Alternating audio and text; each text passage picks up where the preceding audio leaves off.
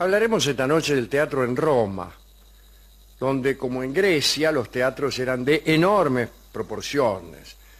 Los de Herculano y Pompeya, por ejemplo, contenían cerca de 40.000 asientos. Los romanos conocieron el telón.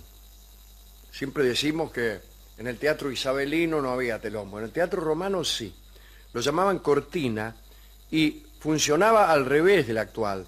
Se bajaba y se hundía en las profundidades cuando la función comenzaba y luego, por un sistema de sogas, se lo levantaba al terminar la función. Esto tenía una explicación clara. No había techo. Claro. La expresión de Horacio, aulea premuntur, se ha bajado el telón, significaba pues empieza la comedia. Por el contrario, la frase de Ovidio, se alza el telón, equivalía a la comedia ha terminado. Bueno, ubicada la gente en el teatro, su situación allí no era para nada pasiva. El silbido, empleado como muestra de impaciencia o desaprobación, estaba muy de moda entre los griegos, quienes utilizaban para silbar un instrumento de varias notas llamado sirinx, parecido a la siringa, me parece a mí, ¿no? Una especie de cornetita o flautín que les permitía producir sonidos más o menos agudos según el grado de descontento que querían manifestar. Parece que a mayor descontento, más agudo era el sonido que se requería. Desde la galería que rodeaba al teatro, se hacía caer sobre el público un rocío de agua de olor en realidad, distribuida por medio de varios tubos dispuestos en las estatuas que se alzaban en lo alto de los pórticos. Esto se hacía para enmascarar el inevitable, dice aquí, mal olor que producían 40.000 personas juntas durante las largas jornadas teatrales. No duraban 1 hora y media las obras, sino que duraban mucho más y además solían representarse más de una. Estaban desde la mañana a la noche allí. Encima de los actores había cuerdas destinadas a hacer aparecer en caso necesario a los dioses celestiales. Debajo del teatro había una especie de escotillón que se abría para las sombras, las furias y otras divinidades infernales, y a esta escotilla se le llamaba el agujero de Caronte. Mire qué Buen bien. nombre, el agujero de Caronte. Durante la tragedia era todo tan aterrador que inmediatamente después era seguida por una farsa que debía devolver el buen humor al público. Un grupo de hombres improvisaba sobre un esquema simple ante un telón que reflejaba sombras deformes.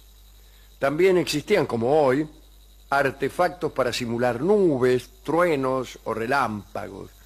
Las decoraciones giraban sobre sí mismas y tenían 3 caras distintas, lo que facilitaba las mutaciones. Finalmente, algunos suelos de contrapeso servían para elevar a los actores al nivel del escenario y bajarlos en el momento oportuno. A los trajes de teatro, los artistas añadían el uso de una especie de casco con el que se cubrían el marote y también usaban una máscara, ¿no? Es de notar que no había actrices, y como sucedió en casi todas las épocas de la historia. No había actrices y los papeles femeninos eran representados por hombres enmascarados. Dominar ese espacio enorme con la voz era cosa difícil. Para ello, la abertura de la boca de las máscaras era grande, prolongada como si fuera un embudo, formaba una trompeta acústica para aumentar el volumen de la voz. Pero por otra parte, casi todos los teatros tenían una acústica estupenda y casi todos los turistas hoy en día que van, qué sé yo, a Taormina, se ejercitan gritando giladas desde el escenario, desde la esquena, y haciéndose oír por sus familiares que están en la tribuna. Dice, ay, te escuché bárbaro. Como sabemos, había coros. Guiados por un corifeo, el coro personificaba la opinión.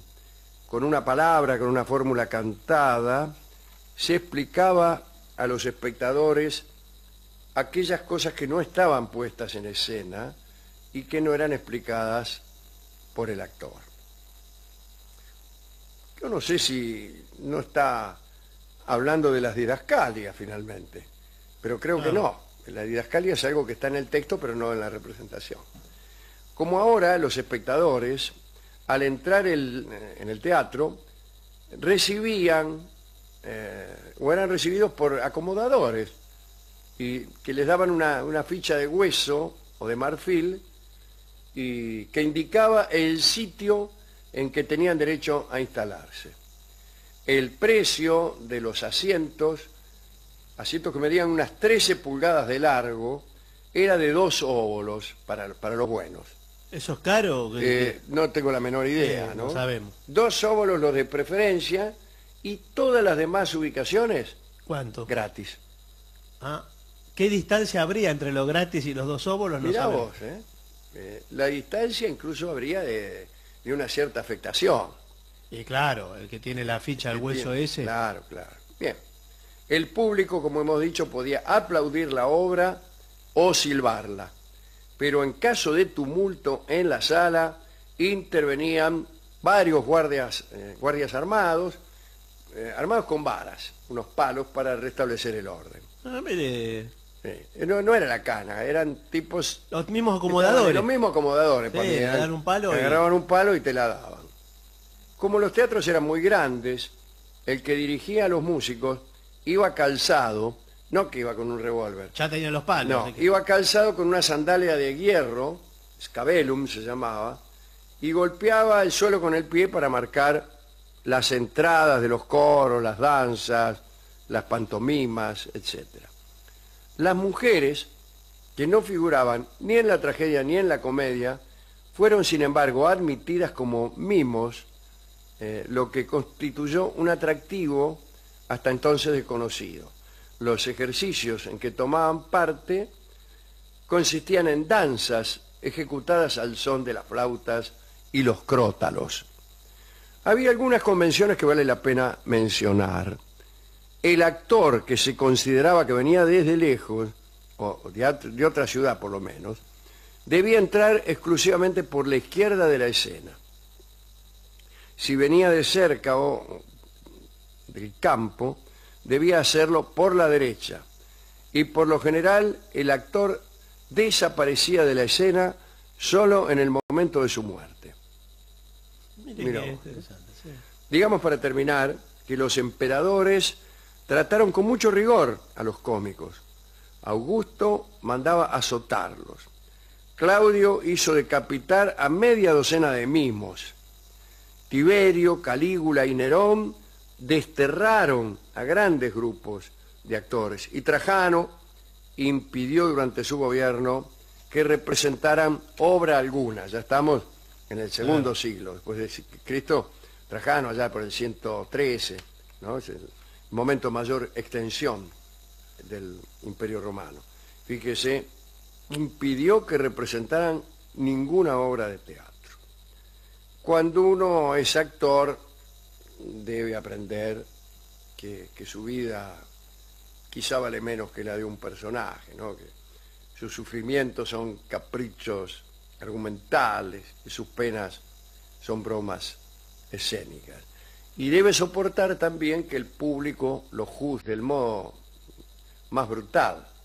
A veces la devolución es el aplauso, aquella maniobra inventada por Croto, un sirviente de las musas, y a veces es el silbido, que ya existía en tiempo de los griegos y en tiempo de los romanos.